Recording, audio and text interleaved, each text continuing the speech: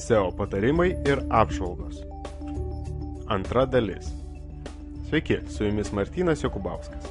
Ir šiame pranešime matysite, ar svetainės turinys vis dar karalius, kaip optimizuojant svetainės neperžengti neigiamų pasekmių ribos ir kas ta riba yra, SEO yra menas ar melas ir be abejo pakomentuosiu jūsų žiūrovai siųstus klausimus ir komentarus. Prieš pradėdamas norėčiau priminti, kad niekas nežino Google algoritmo, atgalinės nuorodos tiesiogiai veikia jūsų rezultatus paieškoje, nėra veiksmo be pasekmės, prieš atlikdami nežinomus SEO veiksmus konsultuokite su SEO profesionalais. Praeitame video jau buvau užsiminęs apie turinį prikimštą raktažodžių. Tiksliau mano rekomendacija turinio raktažodžiais nekimšti, o rašyti jį vartotojams. Juk visą laiką buvo sakoma, turinys yra karalius. Jei vartotojams jis tinka ir patinka, vadinasi jis puikus. Turinys ir toliau išliko karaliumi.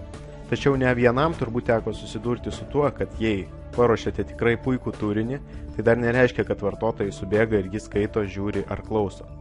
Informacijos perteklius daro savo. Informacijos triukšme dažnai praleidžiame tai, kas svarbu ir naudinga. Kurdami savo turinį, turite nepamiršti apie priemonės, kurių pagalba apie šį turinį sužinos kritinė masė, o tada jau jis bus pamėgtas arba ne. Tačiau šį niuansą dažnas pamiršta. Kaip padaryti tą pradinį spyrį, kad turinys įgytų populiarumą? Šiam judėjimui sukurti reikalingi tam tikri degalai, o rūšių yra tikrai daug. Bet visą tai apibūdinama vienu pavadinimu, tai yra reklama. Reklama tai mini turinys, kuris sudomina atitinkamą bendruomenę.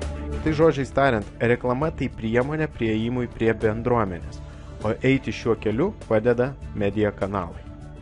Bet koks turinys, kad ir koks naudingas jis bebūtų, tiesiog pasiklys interneto džiunglėse, jei jūs jam nepadėsite prasibrauti iki tikslinių žiūrovų akių. Turinys tik karūna, o karalius yra media kanalas iki tikslinės bendruomenės. Tik media kanalai padaro turinį populiariu, o tik vėliau jį pamėgsta arba nepamėgsta auditorija. Socialiniai tinklai, elektroninis paštas, pranešimai spaudai, forumai, blogai, video portalai ir taip toliau. Tai media kanalai internete, kurių pagalba turinys ir tampa karaliumi. Taigi, nepamirškite, ne tik sukurti gerą turinį, bet ir strategiją, kaip jis taps populiariu. Kalbant apie SEO, tikriausiai jau girdėjote apie bauginantį dalyką, kaip išmetimą iš Google paieškos, arba liaudiškai tariant Google ban. Baltas, pilkas ir juodas SEO. Kokie jie skiriasi ir kur ta riba? Vienu atveju tie patys veiksmai duoda gerą rezultatą, kitu blogą. Atrodo, jei jau vienai svetainiai pritaikytas procesas buvo sėkmingas, jis turi tikti ir kitai, tačiau kartais gaunamas visiškai atvirkštinis rezultatas. Kodėl? Tuoj pateiksiu pavyzdį, kuriame išnagrinėsiu tokio netitikimo priežastis, tačiau visų pirma, darydami svetainės optimizavimo veiksmus, turite laikytis natūralumo ir logiko. Taip pat privalote pastebėti, kuriuose vietose perlenkėte lazdą ir laiku sumažinti tempą, perjungiant į žemesnę pavarą. Pirkdami nuorodas vadovaukitės principu. Naujos nuorodos gali atsirasti tik tada, kai mano puslapyje apsilanko žmonės ir jiems patinka mano turinys. Plačiau apie tai dabar ir pakalbėsiu. Imkime pavyzdį. Tarkim, jūs atidarėte svetainę ir ją pradėjote kviesti lankytojus. Mėlyna linija grafike pavaizduotas lankytojų srautas į jūsų svetainę per tam tikrą laikotarpį. Raudona linija parodyta, kiek naujų nuorodų atitinkamų laikotarpių svetainė gauna. Pavyzdžiui, per dieną apsilankė 100 lankytojų. 30 iš jų turinys labai patiko. 3 iš jų turėjo savo internetinius puslapius, tarkim blogus, ir juose pasidalino nuorodą į jūsų svetainę. Jūs gavote 3 papildomas nuorodas į jūsų svetainės puslapį. Vėl, imame naują dieną. Lankytojų srautas išaugo tiek natūraliai, tiek iš naujų šaltinių, kuriuose atsirado jūsų svetainės nuoroda.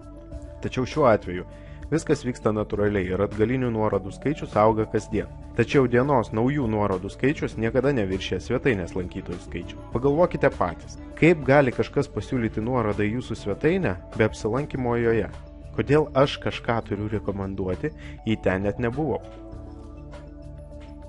O dabar pažvelkime į kitą grafiką, kuris atvaizduoja nuorodų pirkimo padarinį. Svetainės srautas išlieka toks pats, tačiau atgalinių nuorodų atsiradimas į svetainę sparčiai didėja ir tokiais tempais, kokiais niekaip neauga svetainės lankomumas. Kaip taip gali būti? Nuorodų vis daugiau, tačiau lankytojų nepadaugėjo. Ar logiška manyti, kad ši svetainė populiari, o gal jos populiarumas daromas dirbtinai? Mano nuomonė, lankytojų srautas yra ta riba, kurios negalima viršyti nuorodų skaičiumi per tam tikrą laiką. Tarkim, mėnesio bėgyje susilaukite 1000 unikalių lankytojų. Tai, natūraliai žvelgiant, jei gavote 100 išorinių nuorodų į jūsų tinklapį, tai jums tikrai pasisekė. Nes tokio lygio konversijos, tai yra, kai vartotojas savarankiškai imasi veiksmų platinti svetimą turinį tikimybę, yra labai maža. Sakyčiau, mažesnė negu 1%. Pažiūrėkite į paprastą statistiką. Kiekgi vartotojai sugeba paspausti like mygtuką perskaitę jūsų straipsnį? Tai nesudėtinga, tačiau iš 10 vienas, o gal mažiau?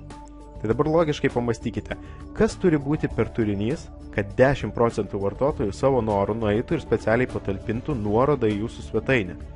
10% konversija atliekant veiksmus, kurie reikalauja daugiau nei 10 sekundžių iš lankytojo.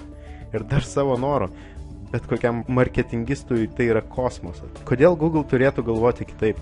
Plius, tai kad Google turi daugumos svetainių statistiką, juk analitikų naudojatės beveik kiekvienas, Google žino, iš kur ir kaip tie vartotojai atėjo.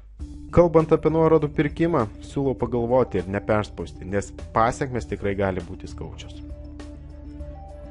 Apžvelgus faktorius, kaip Google reitinguoja svetaines ir kokie veiksmai Google gali nepatikti, užduodu jums klausimą.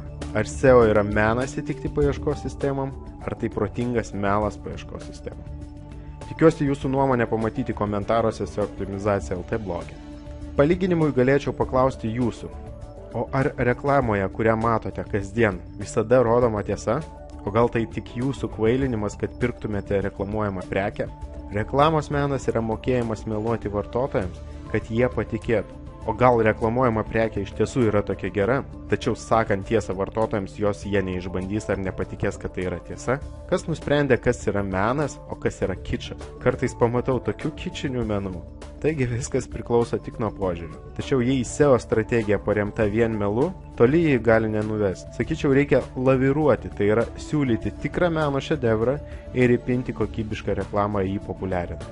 Kai pasiekėte kritinę masę, vartotojai patys jūs iškels. Arba ne, o Google tik prisitaikys. Išvadą daryčiau tokią. SEO tai meniškas melas paieškos algoritmui, arba tiesa su kreditu. O dabar mano atsakymai jūsų klausimus ir komentarus. Komentuotojas Antanas atsiuntė nuorodą į filmuką, kuriame kalba apie domeno registracijos trukmės įtaką domeno reitingavimui. Šis parametras tikrai neturi įtakos bendram reitingavimui. Apie tai pirmame video net neužsiminiau. Jokio skirtumo nėra, kiek laiko į priekį jūs užregistruosite domeną. Ypač lietuviškų domenų atveju berods nėra galimybės registruoti domeno ilgiau negu 1 metų. Tačiau teisingai buvo paminėta tame video, kad domeno istorija reitingams įtakos gali turėti, nes būtent ši istorija ir kuria domeno autoriteto įvaizdį. Kitas komentaras nuo lankytojo ir lankytojos Mariz.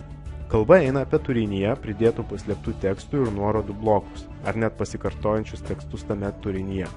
Tokios svetainės aukštai reitinguojasi ne dėl to, kad juose tinkamai prikimšta raktažodžių, tai veikia daugiau dėl išorinių dalykų. Tačiau turiu asmeninės patirties, kai tokie puslapiai reitingavosi pusę metų aukštose pozicijose ir sulaukė Google išmetimo iš paieškos. Tokių domenų autoritetų praradimas buvo katastrofiškas srautui ir prireikė net 8 mėnesių atstatant puslapio reitingavimą paieškoje. Be abejo, pašalinus visus neteisingus tekstus.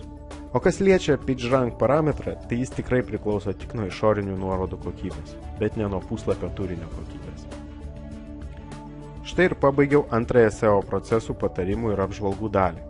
Lauksiu jūsų komentarų prie šio video, labai tikiuosi praleistas laikas buvo naudingas ir jei jums patiko išgirsta informacija, tiesiog prašau palaikinti ar papliusinti šį įrašą. Labai atsiprašau už žargoną, kuris gali kai kuriems žiūrovam nepatikti. Ir dar trumpai noriu pristatyti, kągi matysite trečioje SEO procesų patarimų ir apžvalgų dalyje. Pirma, kalbėsiu apie Google Plus mygtuką ir jo įtaką SEO rezultatą. Antra, kas yra Panda atnaujinimai ir kokią įtaką tai daro SEO procesą. Trečia, atsakysiu į jūsų dažniausiai užduodamus klausimus, gautus elektroniniu paštu ar komentarų srityje. Taigi kitas video įrašas pasirodys lygiai po savaitės, tai yra rugsėjo 28 dieną.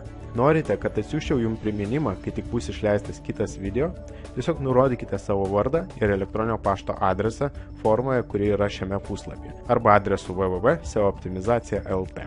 Čia pateikiu šaltinius, kuriais naudojausi kurdama šią prezentaciją. Ir lauksiu jūsų elektroninių laiškų su klausimais adresu martynas@seotyrimai.lt. Iki susitikimo po savaitės.